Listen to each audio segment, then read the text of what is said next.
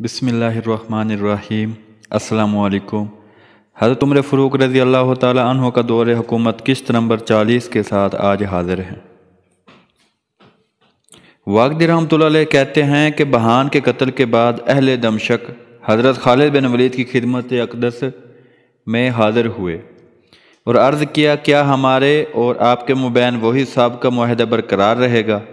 आपने फरमाया, हाँ वही रहेगा।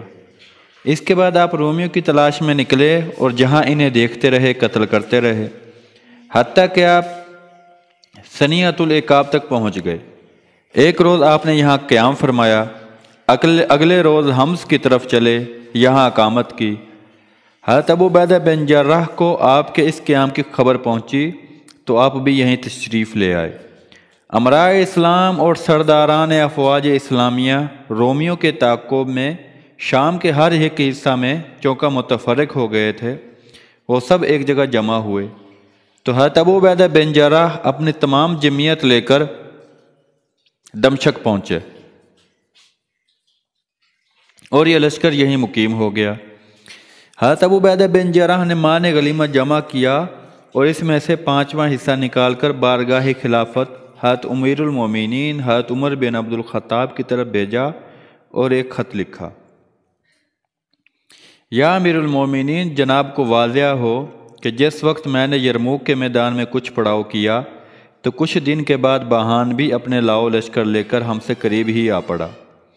मुसलमानों ने इससे कबल इतनी बड़ी जमीयत और लाओ लश्कर नहीं देखा था, मगर अल्लाह तबारक व तआला ने अपने फ़ज़ल व करम और एहसान से हमारी मदद की और दुश्मन की जमीयत को तोड़ के रख दिया।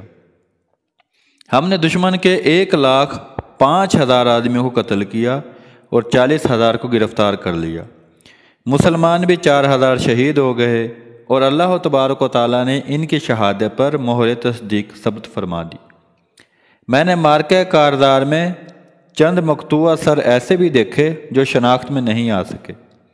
इन्हें भी मैंने इन पर नमाज जनाजा पढ़ने के बाद सुपर्द खाक कर दिया। आसिम बिन खवाल ने दमशक में बहान को कत्ल कर दिया है।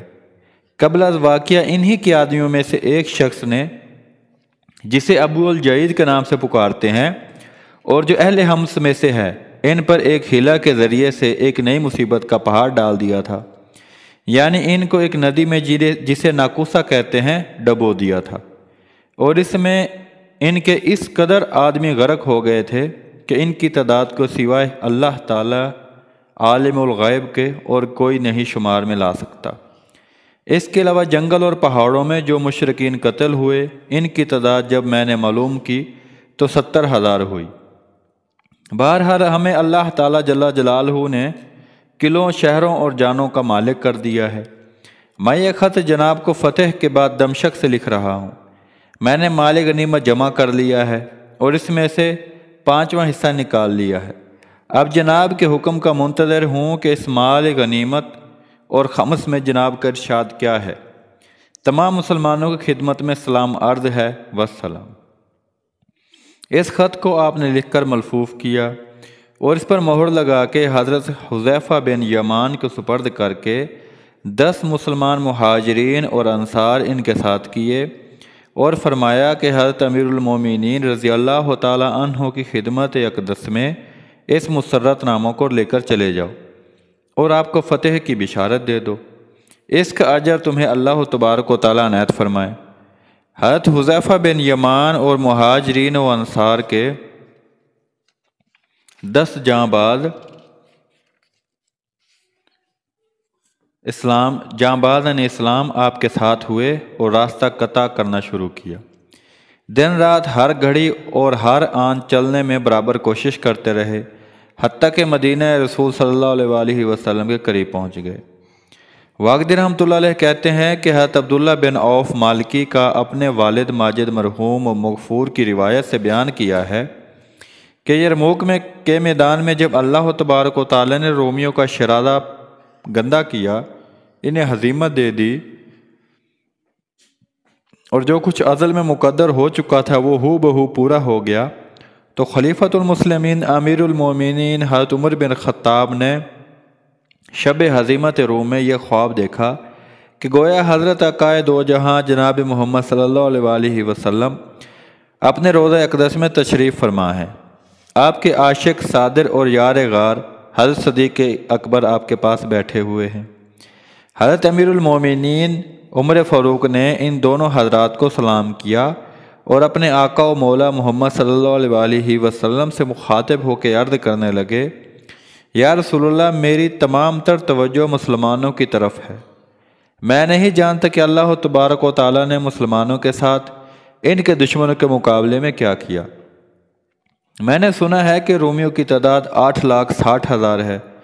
رسول اللہ صلی اللہ علیہ وسلم نے جواب میں ارشاد فرمایا، عمر خوش رہو، تمہیں بشارت ہو کہ اللہ عز و جل نے مسلمانوں کو فتح بخشی اور اس کے دشمنوں کو ہزیمت دی، ان میں سے اتنے مارے گئے۔ اس کے بعد حضور سرور کونین نے یہ آیت تلاوت کی جس کا ترجمہ کچھ یوں ہے، ہم نے ان لوگوں کے واسطے جو زمین نہ برائی چاہتے ہیں اور نہ فتنہ و فساد، اس دوسرے گھر کو مقرر کیا ہے اور عاقبت متقیوں کے لیے ہے۔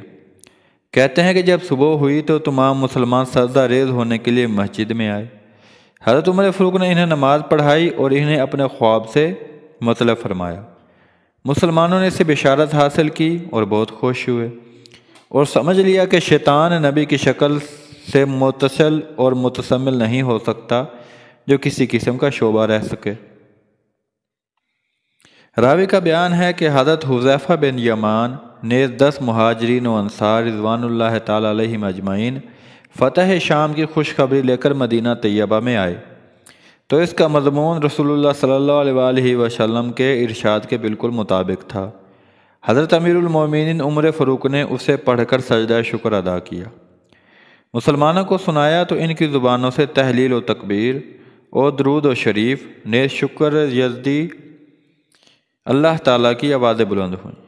حضرت عمر فاروق نے حضرت حذیفہ بن یمان سے دریافت کیا کہ کیا حضرت ابو عبیدہ بن جراح غنائم کو تقسیم کر دیا ہے؟ انہوں نے کہا، یا امیر المومنین، آپ کے جواب کا انتظار ہے، ابھی تک تقسیم نہیں کیا، البتہ ان میں سے 5 علیحدہ کر لیا ہے۔ یہ سن کر آپ نے کلم و دعات منگا کر خط لکھا،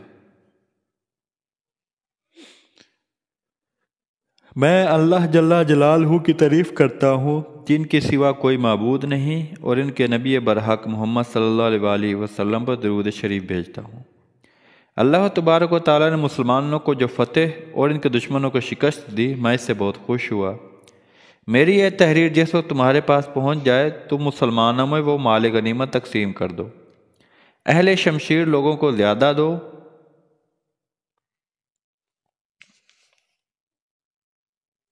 ہر حق دار کو حصہ رسد جتنا اس کا حق ہو تقسیم کر دو، مسلمانوں کی حفاظت اور نگہبانی کرو اور ان کے صبر اور کام کا شکریہ ادا کرو۔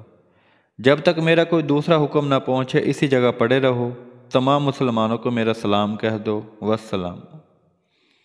یہ کہہ کر آپ نے حضرت حذیفہ بن یمان کو یہ خط دیا۔ یہ اسے لے کر مدینہ طیبہ سے رخصت ہوئے، دمشق میں پہنچے۔ حضرت ابو عبیدہ بن جراح کو سلام کر کے حضرت امیر المومنین کا حکم نامہ دیا۔ آپ نے اسے چاک کر کے مسلمانوں کو سنایا اور مال غنیمت کو تقسیم فرمانے لگے۔ ہر سوار کے حصے میں 14,000 مسکال اور پیدل کے حصے میں 8,000 مسکال سونا اور اتنی ہی چاندی آئی۔ 2 غلہ گھوڑے کی بانٹ میں آپ نے 1 حصہ لگایا اور اصیل و عمدہ نسل کے گھوڑے میں 2 حصے۔ برزون گھوڑوں میں آپ نے عربی گھوڑوں کے ساتھ ملا دیا۔ جب آپ اس طرح تقسیم فرما چکے تو 2 غلے گھوڑوں کے مالکوں نے اپنے گھوڑوں کو عربی گھوڑوں کے برابر ملا دینے کا مطالبہ کیا۔ آپ نے فرمایا، میں نے اسی طرح سے تمہارے اندر مال غنیمت تقسیم کیا ہے جس طرح حضور نے اپنے صحابہ کے مابین تقسیم فرمائی۔ انہوں نے اس پر اصرار کیا اور آگ کے کول کو مسترد کر دیا۔ آپ نے 2 غلے عربوں اور معمولی گھوڑوں نیز لوگوں کے اس اختلاف کو دربار خلافت میں لکھ بھیجا۔ وہاں سے حضرت عمر فاروق کی طرف سے حکم صادر ہوا کہ تم نے رسول اللہ کی سنت شریفہ کے عین مطابق کیا ہے اور اس سے تجاوز نہیں کیا۔ عربی گھوڑوں کو 2 اور 2 غلوں کو 1 حصے دو، اور یاد رکھو کہ رسول اللہ صلی اللہ علیہ وسلم نے اصیل گھوڑے کو اصیل اور دوگلے کو دوگلا ہی رکھا ہے، اور دوگلے کے لیے ایک حصہ اور اصیل کے لیے 2 حصے مقرر فرمائے ہیں۔ بارگاہ خلافت جب یہ فرمان صادر ہوا تو آپ نے مسلمانوں کو پڑھ کر سنایا اور فرمایا، خدا کی قسم ابو عبیدہ نے سوائے اتباع سنت رسول کے تم میں سے کسی آدمی کو حقیر یا ناچیز سمجھ کر ایسا نہیں کیا تھا۔ واقدی رحمۃ اللہ علیہ کہتے ہیں کہ حضرت ابو عبیدہ بن جراح جب مال غنیمت تقسیم فرما رہے تھے تو حضرت خالد بن ولید نے آپ سے کہا کہ مسلمانوں میں سے کسی ایک شخص آپ کی خدمت میں مجھ سے یہ سفارش کرانا چاہتا ہے کہ آپ اس کے دوگلے گھوڑے کو عربی نسل گھوڑے میں شامل کر لیں اور اسے 2 حصے مرحمت فرما دیں۔ آپ نے انکار کیا اور فرمایا، واللہ ایسا کرنا میرے نزدیک مٹی چھاننا بہتر ہے۔ 240 نمبر قسط کے یہیں اینڈ ہوتا ہے، انشاءاللہ 41 نمبر قسط کے ساتھ جلد حاضر ہوں گے۔